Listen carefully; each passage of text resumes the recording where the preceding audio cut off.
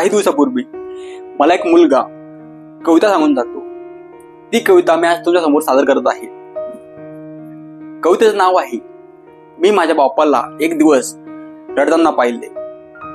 मुलगा म्हणतो, माझ्या अनुभवाचे बोल मी आज तुम्हाला सांगून जातो। मी माझ्या बाप्पाला एक दिवस बिना अश्रूंची रडताना पाहिले। ते अश्रू त्याच्या मुलाला एवढे कष्ट करून नोकरी मिळत नाही या गोष्टीचे असो किंवा माझ्या बहिणीच्या लग्नातले असो, पण मी माझ्या बाप्पाला रडताना पाहिले। एक दिवस शेतात राबताना त्याच्या घामात पाहिले आणि तबला वाजवताना सुजून गेलेल्या बोटात मी माझ्या बाप्पाला रडताना पाहिले।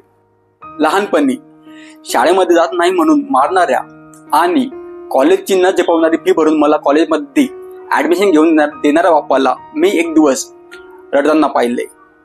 माझ्या हट्टापोटी मला कर्ज काढून मोबाईल घेऊन देणाऱ्या आणि स्वतःच्या मोबाईलला रबर बांधून 10 वर्षांपासून एकच मोबाईल वापरणाऱ्या बाप्पाला मी एक दिवस रडताना पाहिले। अहो बाबा, किती करत माझ्यासाठी, एक दिवस बोलून तरी दाखवा किंवा माझ्यासमोर रडून तरी दाखवा। कष्टाची जाणीव तुझ्या या मुलाला होईल। असाच अश्रू लपवत लपवत एक दिवस माझा बाप माझ्या इच्छा पूर्ण करत स्वर्गवासी झाला आणि मला माझ्या घराचा कर्ता पुरुष बनवून गेला। मी माझ्या बाप्पाला बोललेल्या शब्दांचा एक कागद चुरगळून टाकला, जो आयुष्यात परत कधी पहिल्यासारखा झालाच नाही। अहो, तेव्हा मला किंमत कळाली माझ्या बाप्पाची, पण तोवर खूप उशीर होऊन गेला होता।